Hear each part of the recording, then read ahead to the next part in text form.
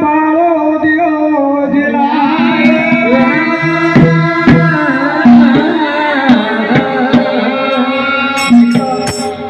जब सोनाबाई को लाल प्रभु का प्यारो ही जाए तब सोनाबाई का दगड़कोट का रेवासी भरो बुरो कहने लगा वाह भाई भाई गौवे की भक्ति में लगी गई लोग आप विश्वास करें तूने अपना लाल का गौवे दियो अब थार हाथ में कहीं ना उड़ा नहीं तब सोनाबाई पिताजी को पुकारा कसा कि गुरुजी मका लोग भलो बुरो का लोगों बुरो नहीं है वाह भाई भाई पर